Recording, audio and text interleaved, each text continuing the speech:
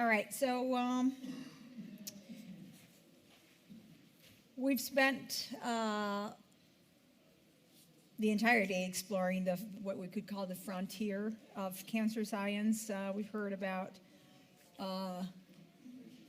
breakthrough diagnostics and way to detect cancer way earlier than was possible previously. We've explored immunotherapy and how to predict which patients will respond, and the whole groundbreaking work that's going on in that field. We've looked at cancer metabolism and the vulnerability it creates, and been all the way inside of very little cells. So I thought that was fascinating. But from the perspective of a cancer patient, there isn't just a diagnostic challenge or just an immunotherapy question or just a metabolic vulnerability, because they have all of it simultaneously. That's what brings us to this final panel, the holistic precision medicine.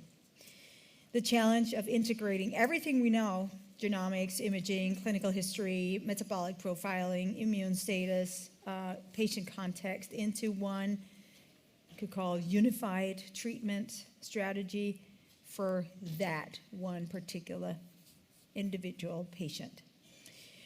So let's do our final Slido today before opening the panel.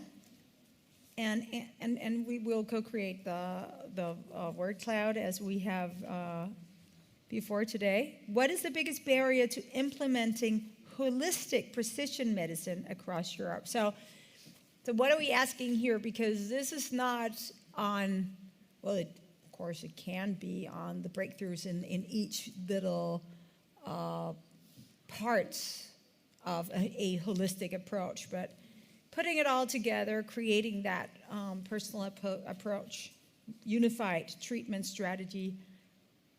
What is the biggest barrier? Lack of biomarkers. Oh. Lack of data. Wow. Transversal collaboration. Access to trials.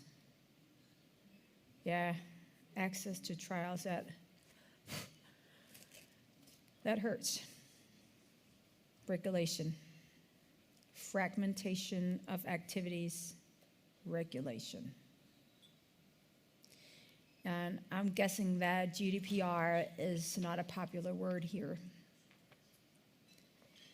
Yeah, well, it kind of indicates to me that we might end up repeating something that we actually established at the beginning of the day, and I think this is important, which is whatever good intentions and good purpose there is with this regulation, sometimes we have to find a way not to over-implement and maybe not to let regulation get out of control so that it actually gets counterproductive, which seems in your eyes to be the case every once in a while.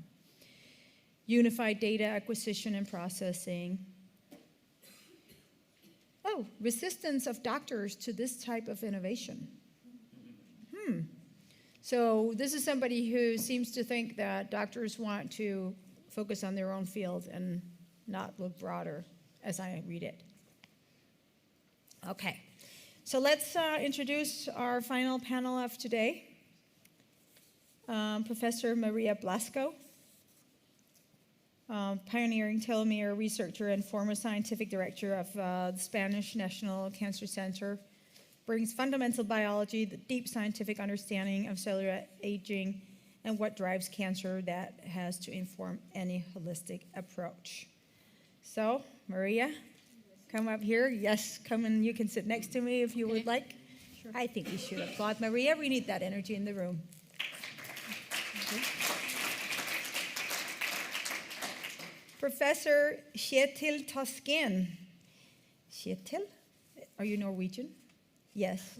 Kjetil is implementing holistic approaches right now through his work integrating multiple data types across cancer types, and he's at the frontier of putting this into praxis. We love hearing into practice. Kjetil, please.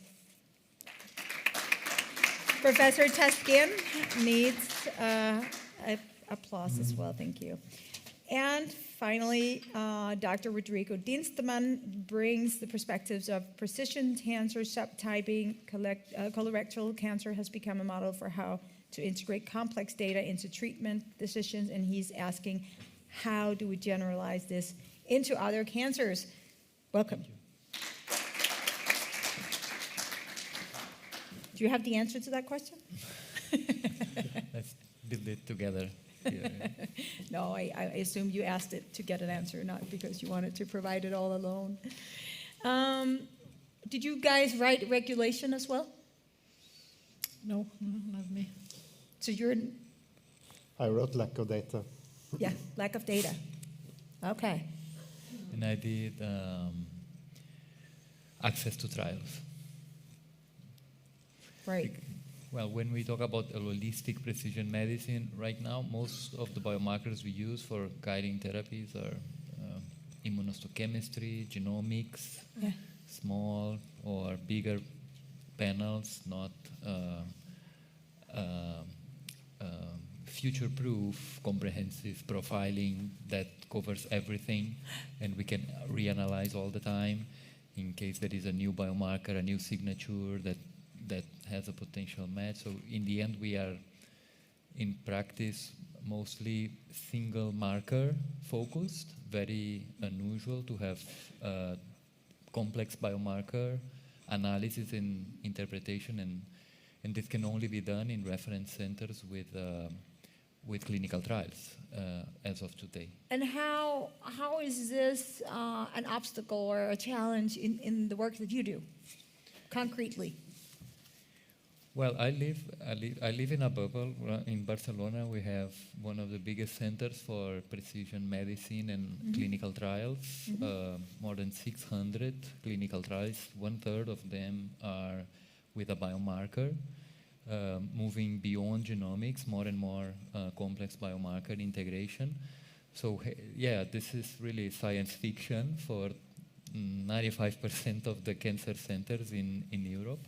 Yeah. And we have a huge portfolio of early phase clinical trials, and we're able to match essentially every potentially actionable alteration to therapies. And even in that perfect scenario, we only treat 25-30% of the patients with a molecular match. So it's because we don't have the drugs approved, or the trials are not recruiting patients at the time the patient is ready to start a trial. You need really many factors to consider in order to treat accordingly with an holistic view. So in the end, it's like anecdotal yet that you can treat the way we expect in the future to treat with precision medicine. So our best practice has a success of 25 to 30%, so to speak. Well, if that is more or less like a key performance indicator for if you have a precision medicine program. If you test with broad panels, 1 out of 4 or 1 out of 3 patients must be treated based on this molecular testing. This is like right now the benchmark, the ideal. And we are able to do that in this ecosystem we build. But I know from more real-world practices that it hardly reaches 10%, you know? Oh. So that's the reality. So. All right. Kjetil Tuskin, how is lack of data a barrier for you or a challenge for you in your daily work? I think, referring back to what Rodrigo said, I think we can also reach that benchmark locally. We built the Precision Medicine Initiative for Norway. But I think if you look at all of Europe and if you think about what are solutions that could reach much more widely, one of the bottlenecks is that there is not enough data to support integration and absorption of what we do with precision medicine in trials, because a lot of things become rare. combination of biomarker and diagnosis and treatment becomes rare for very many things, even in the more common cancers if you add a biomarker and a specific treatment.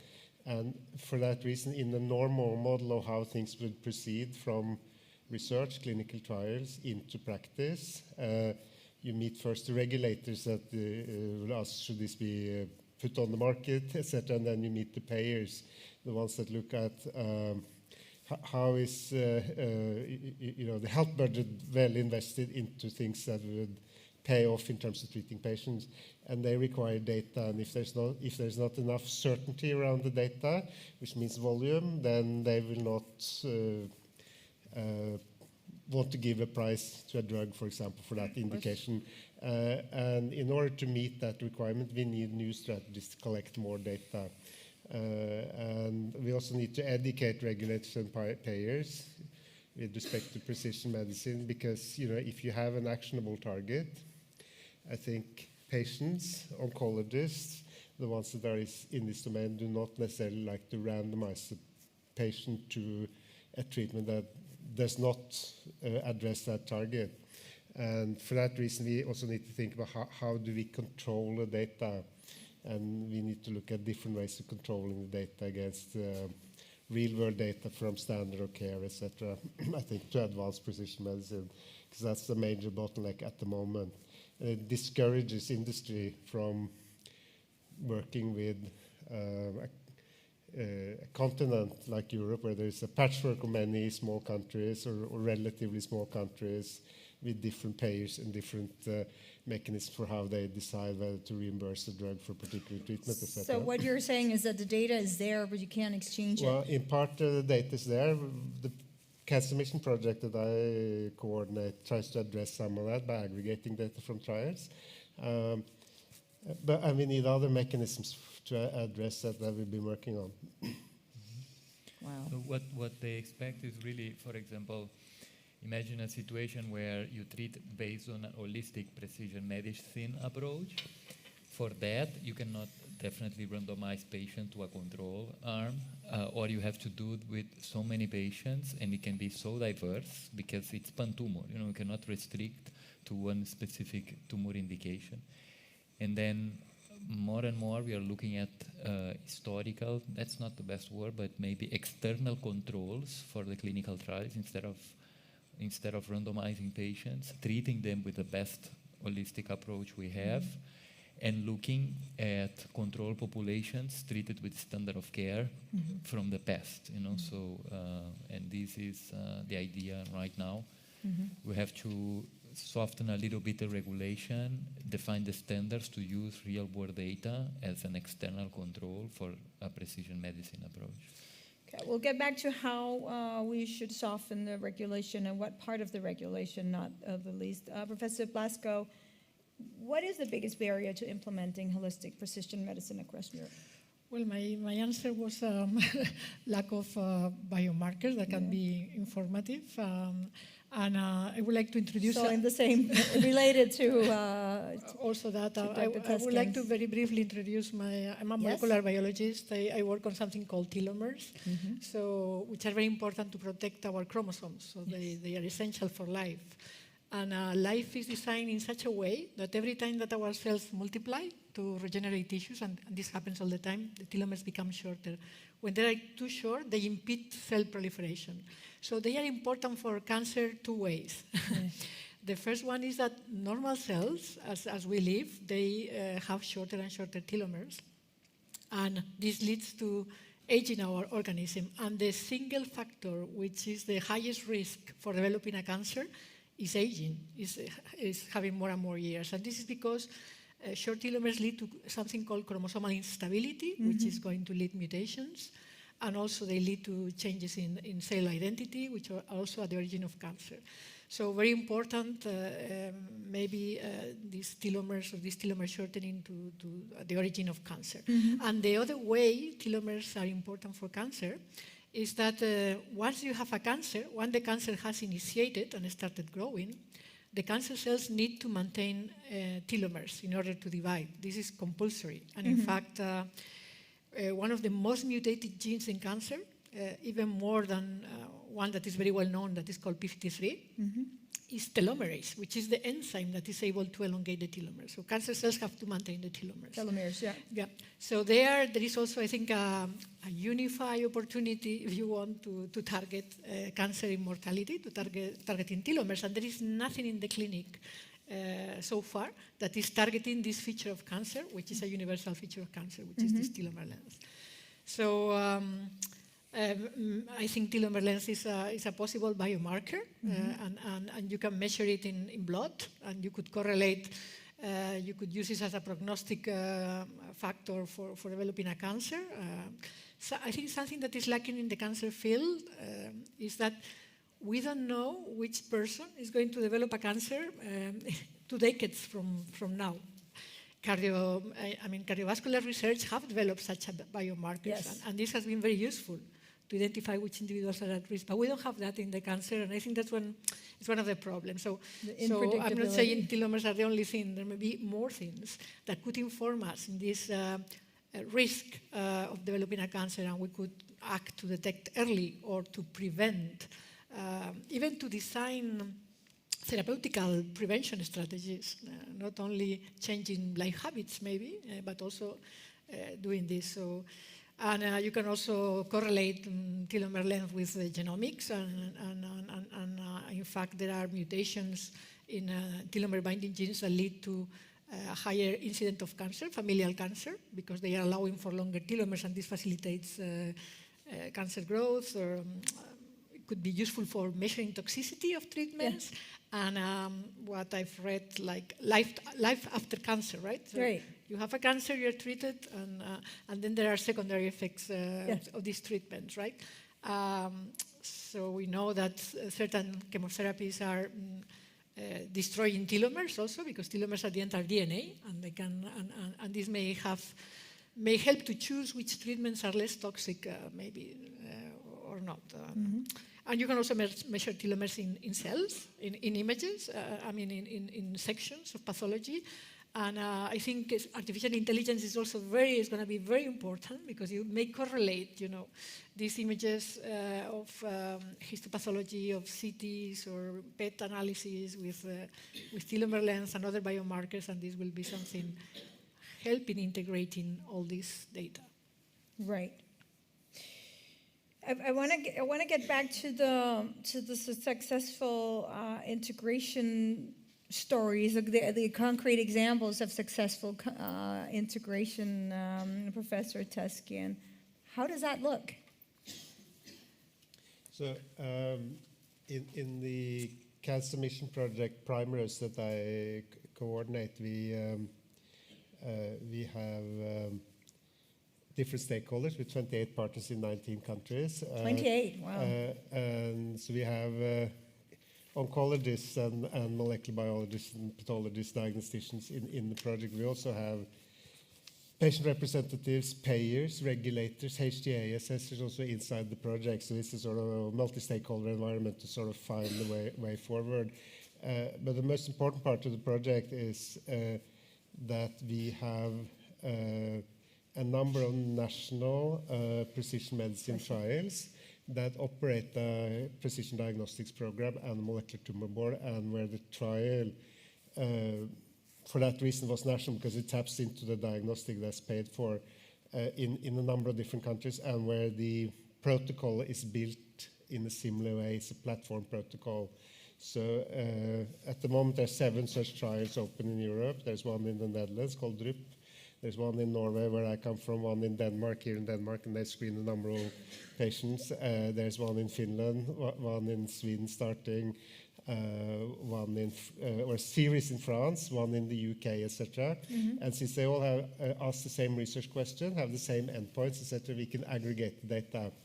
And that's what we did in this project. As a starting point, we in the first few months, we signed all the data sharing agreements, and we started aggregating data. Now we're 2.5 years in. And then you need to align the biomarker definitions of the patients that are in the different trials that have already been treated. And we've done that for some almost 400 biomarkers by now. And then we have more than 1,000 patients that have been monitored, even more patients treated. So this is ongoing work, and then when we do that, we see that we could fill cohorts to get answers faster. So we accelerate and that's a win for the investigators, for industry partners, and for the patients. We find answers sooner, and then this project has managed to, on top of these national trials that we're already running and where we aggregate data, to design new cohorts to provide more data and pursue particular findings to serve. But this is fascinating because it's across so many different approaches, countries. And it actually worked. We could cut through all the red tape in 9 months, and we started doing this. And the other thing we do is that we go cohort by cohort when we fill them.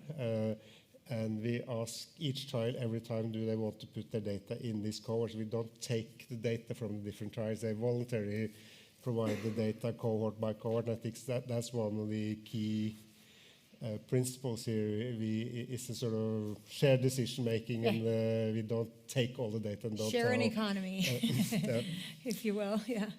So that's actually works very nicely, and we're starting now 2 such expansion cohorts to sort of provide more data on particular findings. I don't know if this is, maybe this is a question that comes a little bit too much into, I don't know, a business world or something, but what's leading the approach here? I mean, what's the overall strategy that leads you to actually be able to navigate through all this? Because I'm sure that you are drowning in this approach here and this data here and this. I mean, what leads you through so that? So this was a network that was formed because we were looking to find.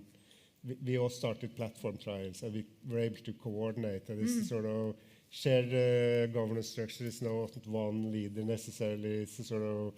And it's a sort of coalition of the willing. You could say people want the same thing, and they want more treatment and more treatment lines for patients.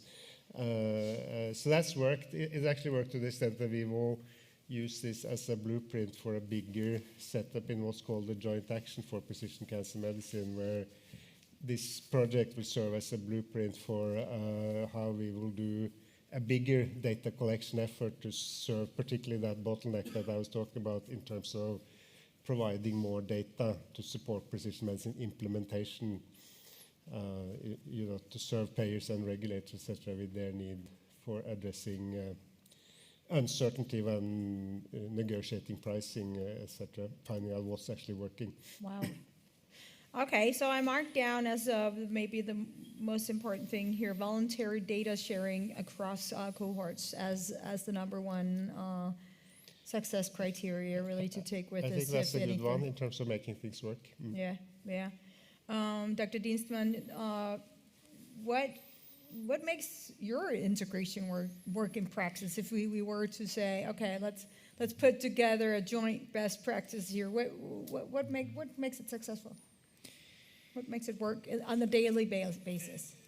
I have one example what we did in colorectal cancer. After 7 groups published on their data, their models separately, and there was no consensus. We decided, hey, let's merge all the data and have a consensus subtyping of the disease. And this is going to be in again, maybe not so granular or not so in depth as every different group has worked on, but it's at least the minimum that the field, the community, has to start. A consensus supply, was that what you called it? Subtyping, a consensus subtyping. Yeah, subtyping, right. Subtyping. So for us, the main factor for success was they already published on their data. They had a recognition. So the only way to still get more value out of their work was to join forces and try something bigger. That required, obviously, a lot of talent and leadership to bring all these investigators together. This was maybe like 5-10 years ago, but now I think things are becoming more and more again, acceptable to early on, as we to generate the data. The only way you get insights for rare populations, that is the future of precision medicine, really, for super, ultra rare populations, combination of biomarkers and disease types. So the only way you are able to get, again, a new discovery is if you join with other groups' data providers. So I think this is a clear path forward.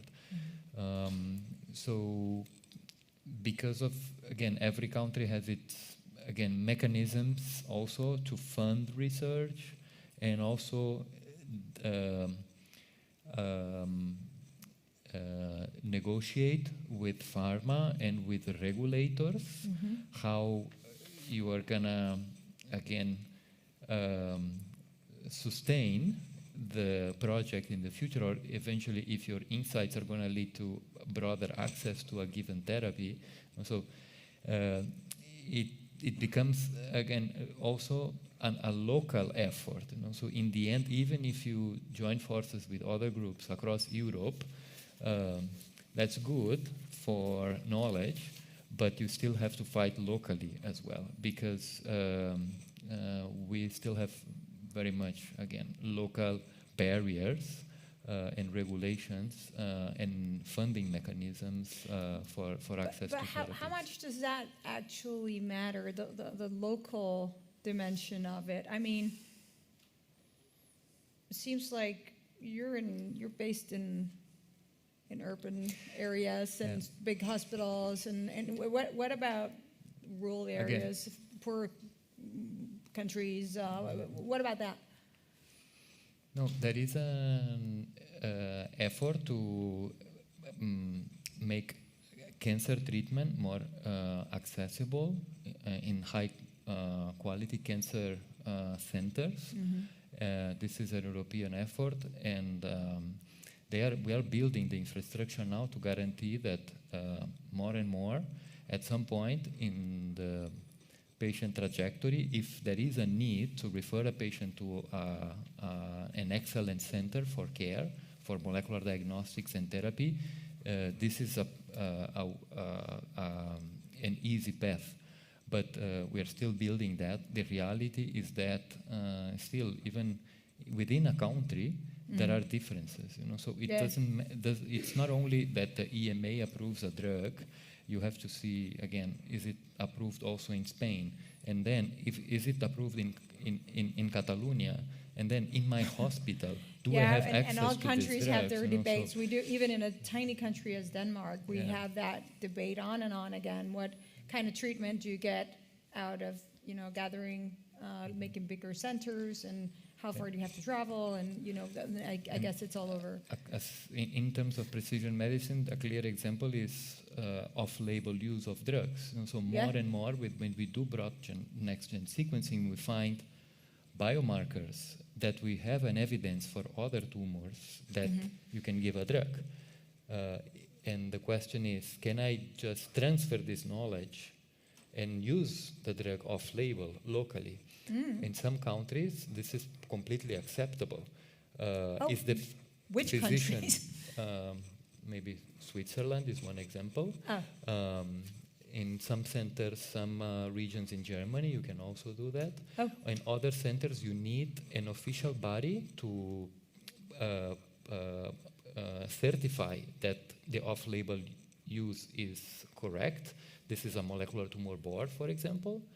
And in other countries, like Spain, zero access to off-label drugs. The only mechanism to get access to that is through clinical trials. So, we are promoting more and more clinical trials for access to molecular drugs when you do a broad next-gen sequence. So it really is diverse across Europe. Some countries are more prone for, again, allowing physicians and molecular tumor boards to define eligibility to drugs approved, and in other cases it's not possible. No? So this is obviously affecting how we collect the data and how we learn from our patients. But I'm still assuming that it requires a certain infrastructure for, I mean, for the holistic approach, right? I mean, for all the experts to be available and so on and so forth. I mean, how much does it matter these days? How much does it matter what? The whole infrastructure of it. You need an infrastructure to operate a precision medicine program. You need precision diagnostics. Yeah. So you need comprehensive genomic profiling. You need a molecular tumor board, and the molecular tumor board is a cross-disciplinary board where you need different types of expertise. So that's a quite large center.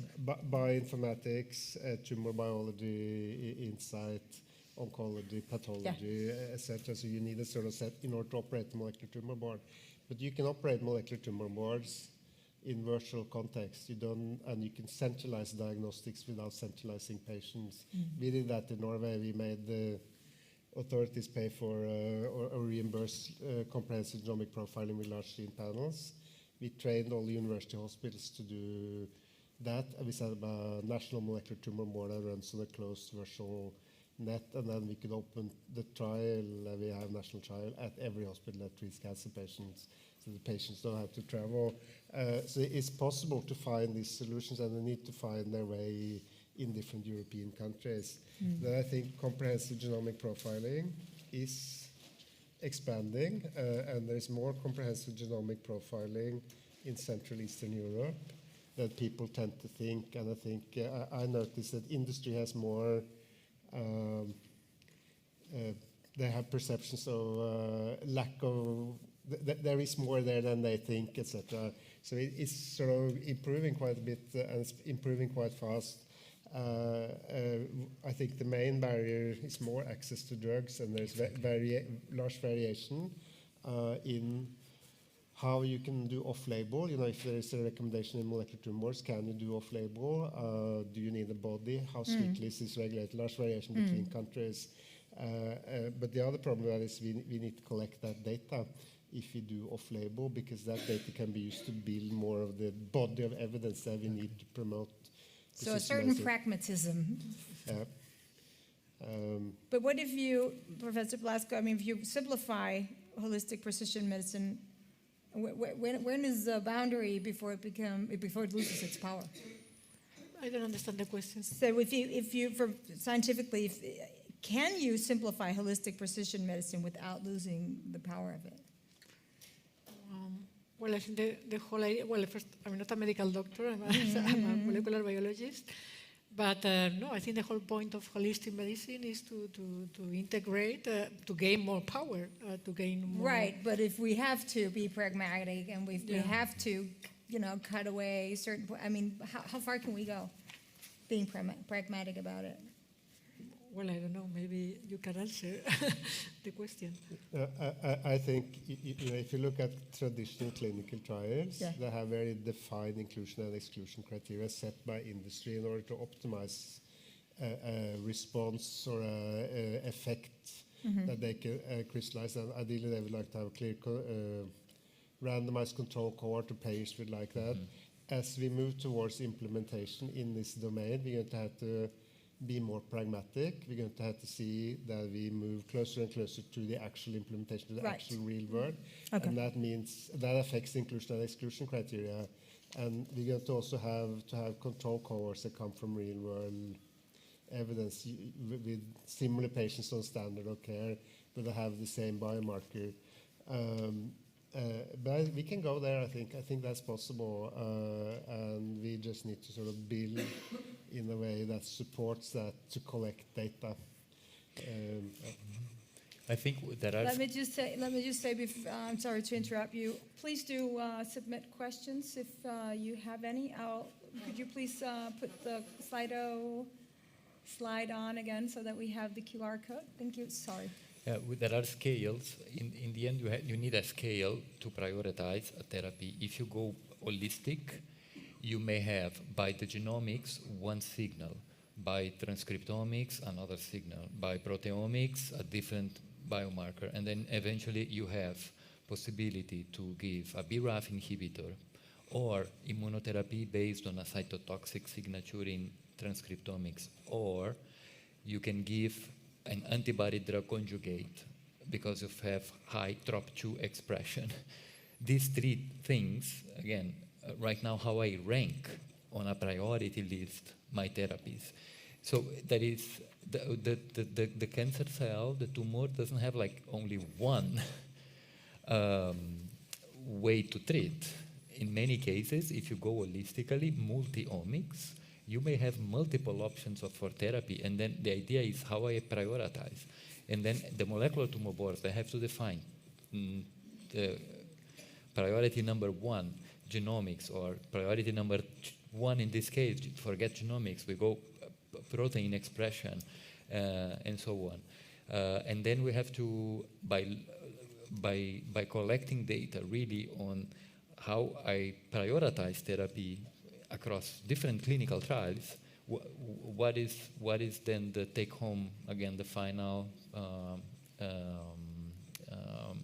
so to say, again, the most vulnerable dependency really of the cancer cell. Right. So can we generalize, or is it going to be so diverse that every case, every patient will be unique? So we don't know.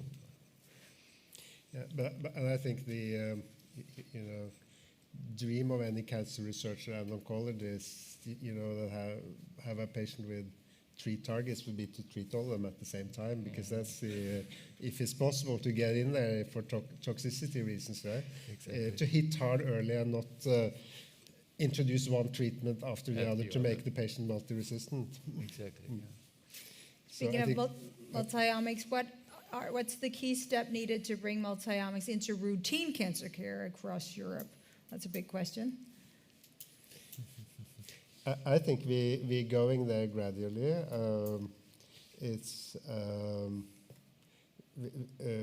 There's quite a fast adoption of comprehensive genomic profiling. We see transcriptomics coming after that's demonstrated clearly that adds benefit. And as Rodrigo said, if you operate a molecular diagnostics program, you find an actionable target at the moment for 1/3 of the patients.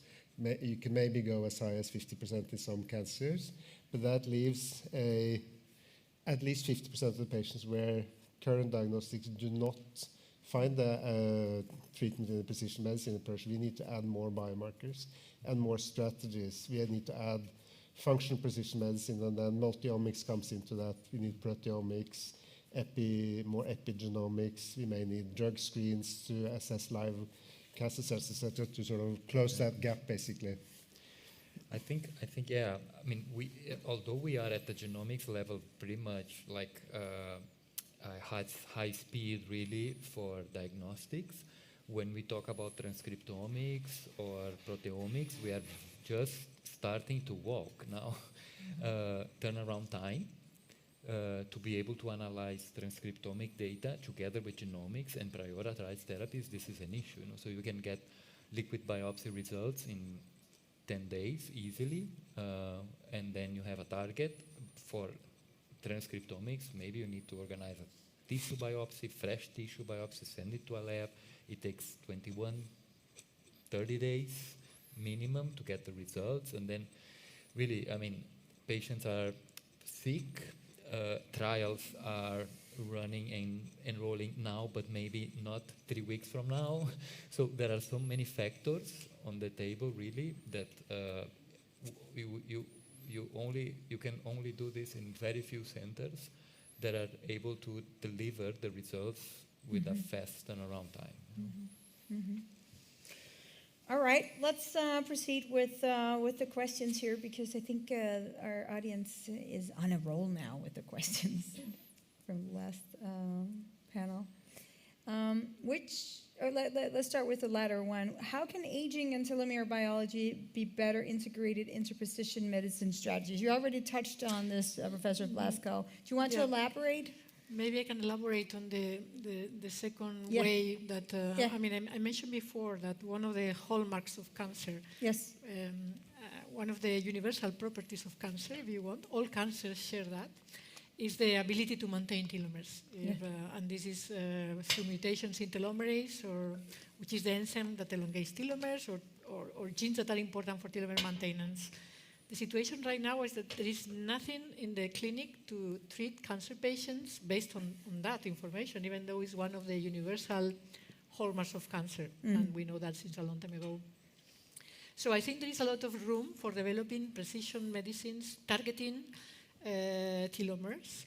And in particular, the telomere structure is formed by a number of proteins. They are called shelterins.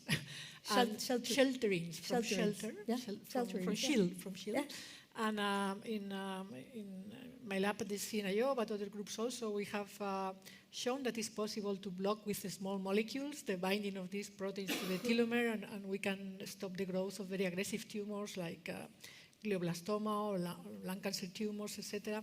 So I think there is room for developing also new precision medicine targeting something that is universal in all cancer types, which is these telomeres.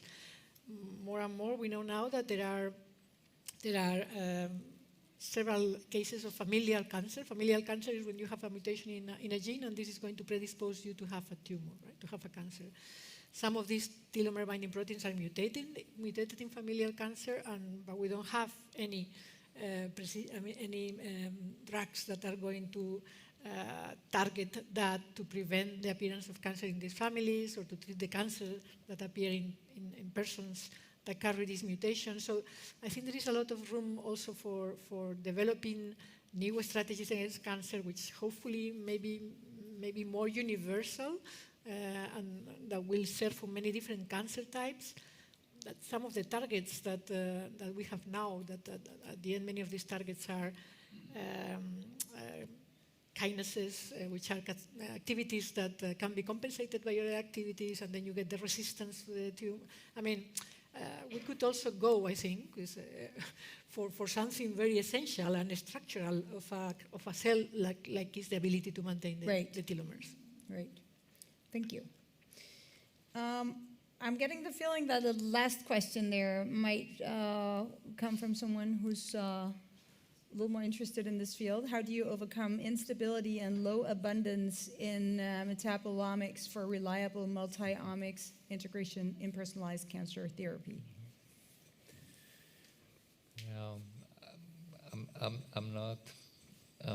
I'm not fit for answering, but again, we did a multi-omics effort in colorectal cancer. After we did the subtyping effort, we decided, hey, there are 4 subtypes of colorectal cancer, so we decided to go deep in one of them, doing multi-omics in just one of them, the most frequent, where we found originally really metabolomics rewiring, something different, and that was linked to KRAS mutations and very close to the phenotype of pancreatic cancer. So we know there are some colorectal cancers that behave like pancreatic cancer, KRAS mutated right side. And we were digging really deep, and in the end, we didn't even trust our metabolomic data to start with, so finding targets out of our metabolomics. It was data coming from 3-4 different centers. It was not unified, the pre-analytics, so our results were super biased in terms of metabolomic profiling. And in the end, it's not biology, it's really issues with the profiling. I think metabolomics is a bit far away from right now guiding us in drug prioritization. We don't have biomarkers in metabolomics yet, as I understand, and then to bring that to molecular tumor boards, it's a bit really science fiction, in my opinion. I don't know. What's the main barrier to adopting immune profiling in standard cancer care? I feel like we've been kind of crossing this question to and from and to almost all day, but at least earlier in this session as well. What's the main barrier to adopting immune profiling in standard cancer care? I think immune profiling may not be ready for standard cancer care. We desperately need very good precision immune diagnostics to find out what are the what are the responders to immune checkpoint therapy that's been very successful? And if you review the pipeline of new immunotherapies that are coming, my lab researches this area. We looked at that pipeline to see how can we find out who are the responders and non-responders. And that's very interesting research, but I don't think it's at the moment ready to go to standard of care. We need more research there, more co-clinical trials where we test new diagnostics together with immunotherapies, etc. Before that, but that's my opinion. Yes, I think the immune profiling is going to be the classical example of the need for a multi-omics profile, because the immune profiling is not going to be only at the genome. At the genomics, we have hints that this tumor is immune cytotoxic or addicted or so, but it's not enough. We can look at other signatures at the transcriptomic level, at the protein level, with expression of checkpoints.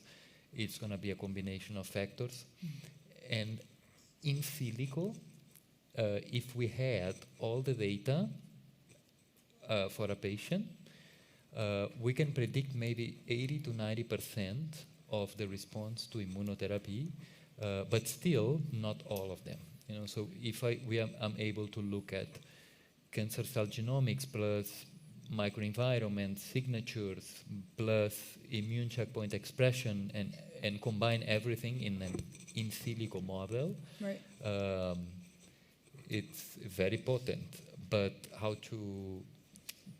it's very diverse by tumor type. It works in lung cancer, but if you try to apply that model algorithm to bladder cancer, it's not going to work. So again, it's just the beginning, and but it's a clear example of the potential for multi-omics profiling.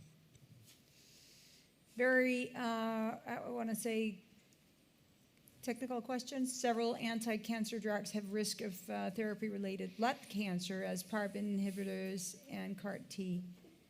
How fit this into choice of first-line treatment? I mean, how do you fit this into first-line treatment? I think it's a valid question and valid concern. Therapy-related cancer and also other side effects and toxicities.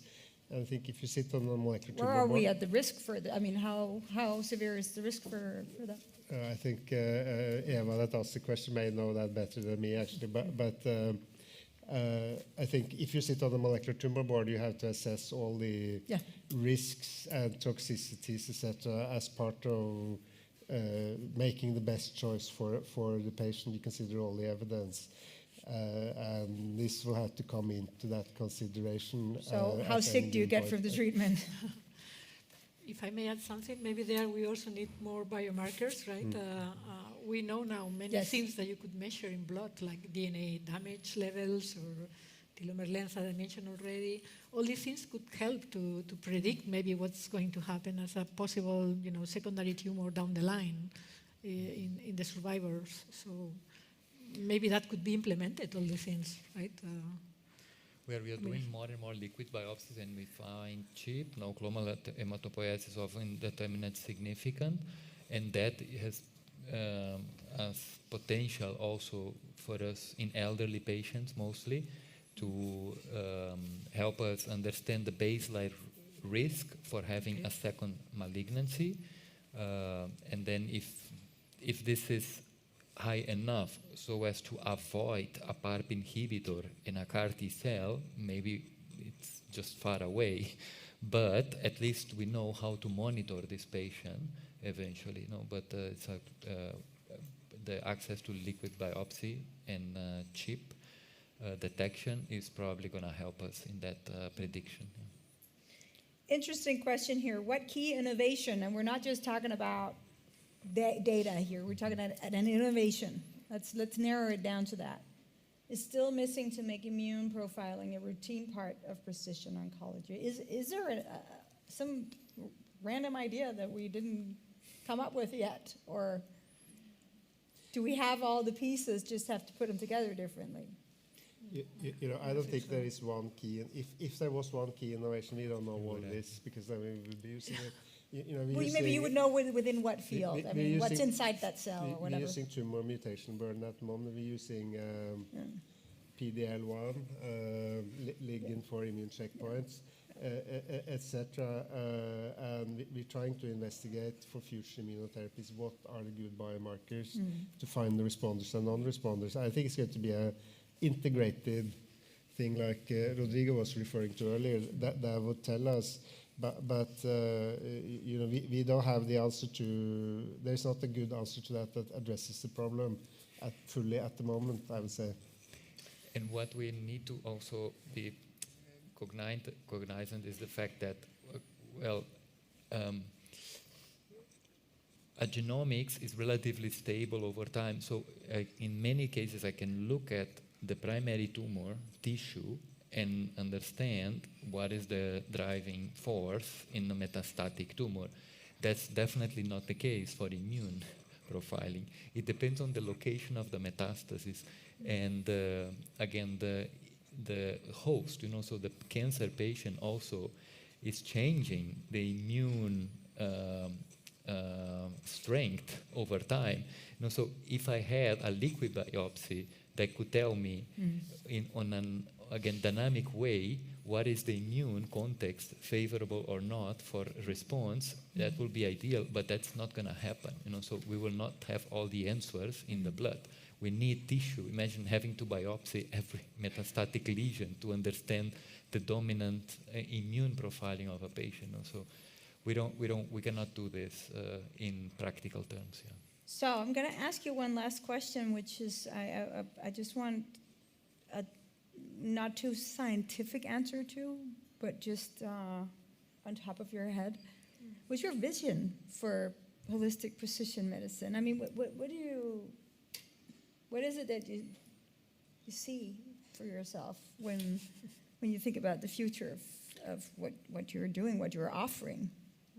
I think probably artificial intelligence will have a big role and in integrating all the information to trawl through all the data. Correlating with molecular. I mean, I think again I insist on the molecular biomarkers because they are, I think, lacking for being able to identify who is going to have a cancer, and this is a big problem for early detection and prevention. And so that's the precision part. And also.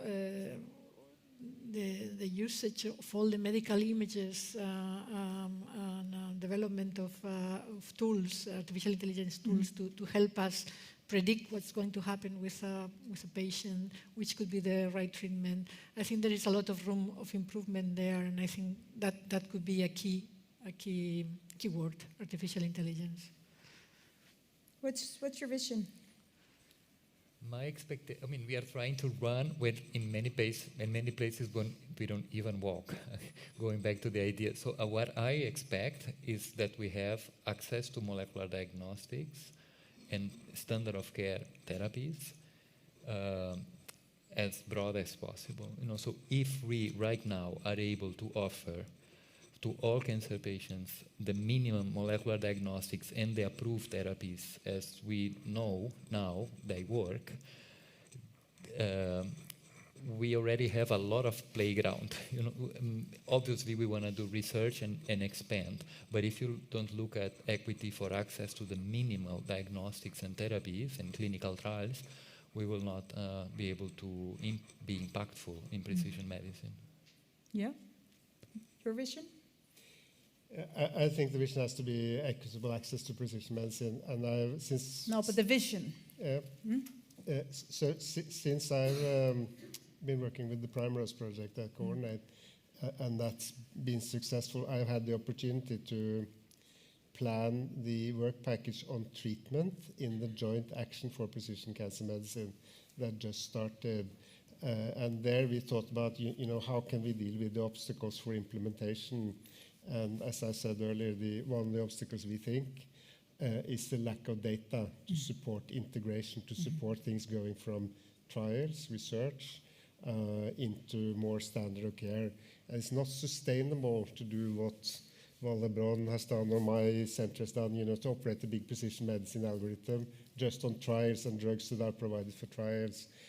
So the three things we're going to do in that work package is we're going to put out a new platform protocol. It's going to have to be early lines of treatment, and it's going to be more combinations, and it's going to be a trial network that runs all over Europe. And it's going to be a data collection platform coupled to that. We're going to standardize the research questions and standardize the data outputs so they can be integrated and we can take different types of trials. It will be a coalition of the willing.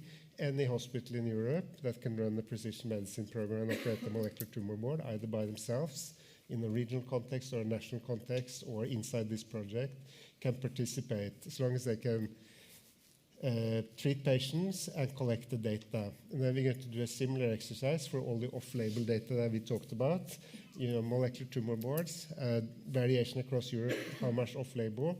We should collect the data because it will help us build more evidence. And the third thing we're going to try to put forward is managed entry agreements. And that's when there's not enough data to support normal price negotiation.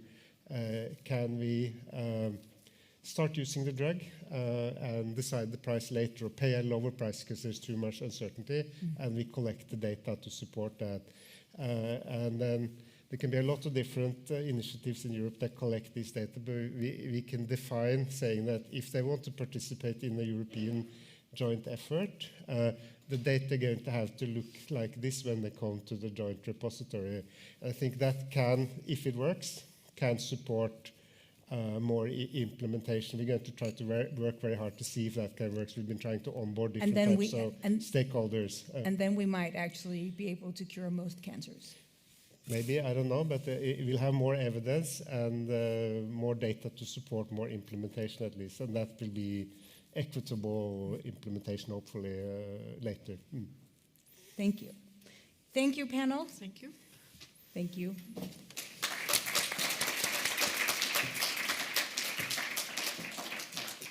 So, we're closing off now.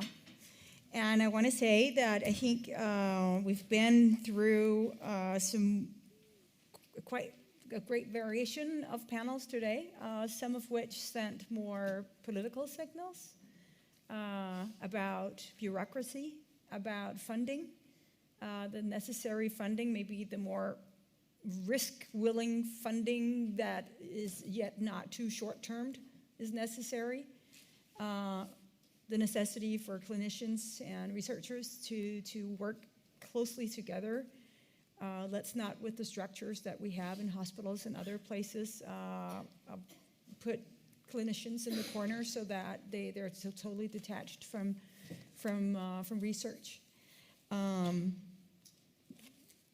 a message to, I think, particularly the EU system, try not to hinder research with so many bureaucratic rules. We heard about someone who spent half of the time on a research project just getting the contracts together or getting the GDPR together to even just transfer a blood sample to, what did he say, 2 years? So there's a message on that, on funding, on bureaucracy that I think we should take very seriously. I think, yes? Could I just comment? I don't know if I speak for everybody, but I think we all agree to the underlying aims of the EU legislation. It's just when the execution hinders that underlying aim. That's what I'm hearing. So we make that clear. We're not asking for lower standards or thresholds or anything. I talked to I talked to someone who spoke German earlier, and in Danish we have a proverb, and if I translate it, it is "Don't use a cannonball to shoot a sparrow," and they have the same proverb in German, and so we were laughing about that a little bit. So maybe that's the deal. So I don't think the message from here is to shoot down a system, because the GDPR is it's a good set of rules. It protects all of us. But sometimes it's maybe it's trying a little too hard to protect things that are not it definitely is a hindrance in some research situations, and that's the signal. And thank you for specifying that, because we're not being all populistic about it. I quite agree on that. Other than that, I think we've touched on so many new approaches, and I think it's given us a great insight into all the way inside a cell and all the way out to the holistic approach to treating cancer. I want to thank you all for participating with really great questions, especially these last two panels. I think the questions have been driving for us actually still being here, the hardcore crew. Thank you so much for listening and being attentive. It's been a great day for me, and I hope you've enjoyed yourself too. Thank you for today.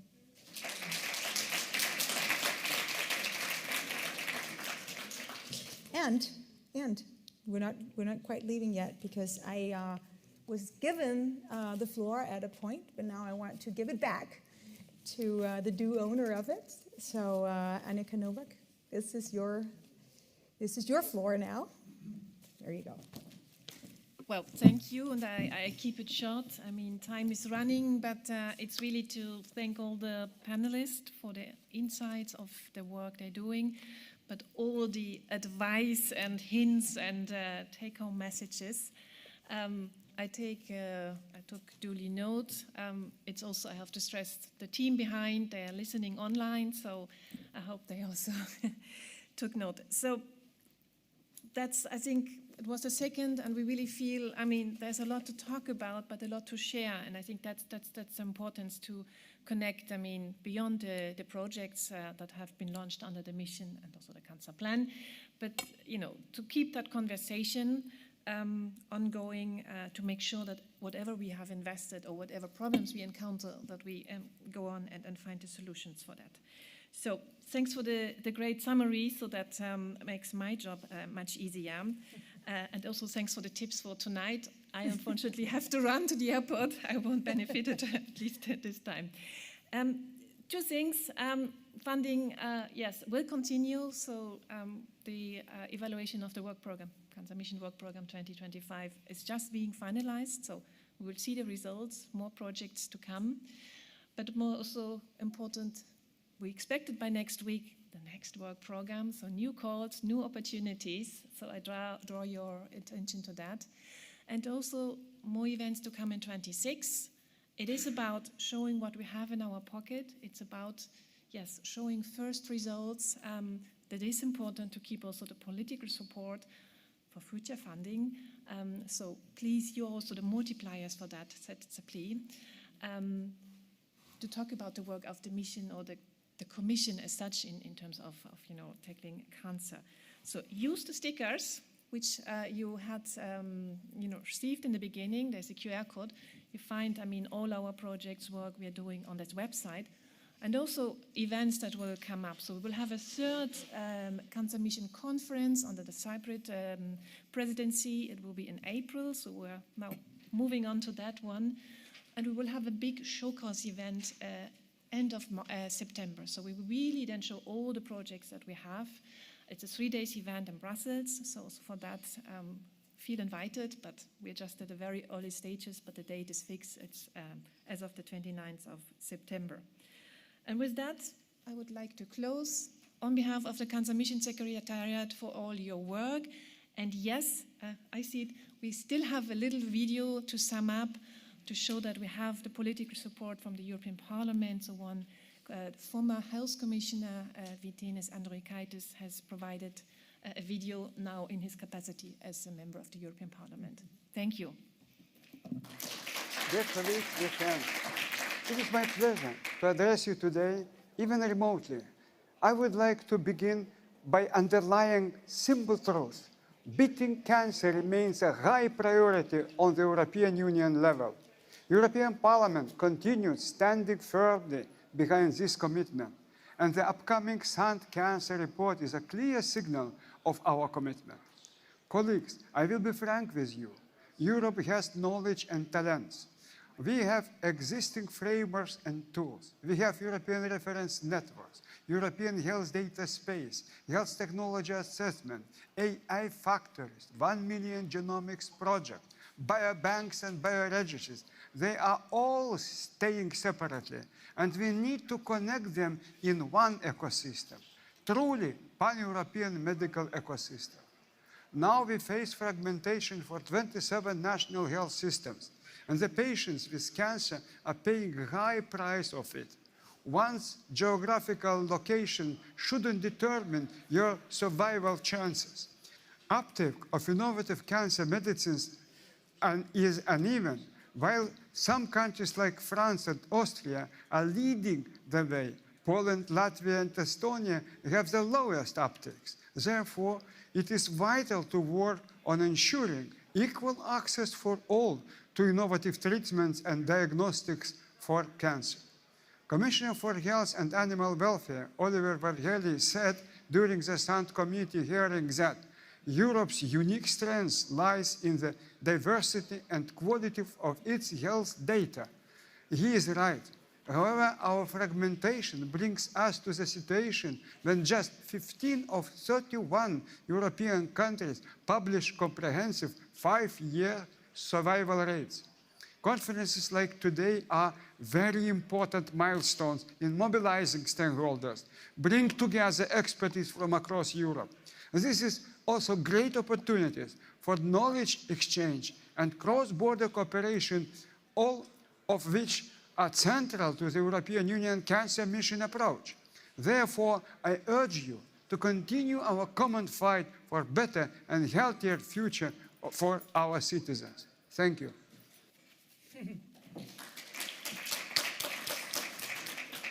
And with that, let's go have a drink. Thank you.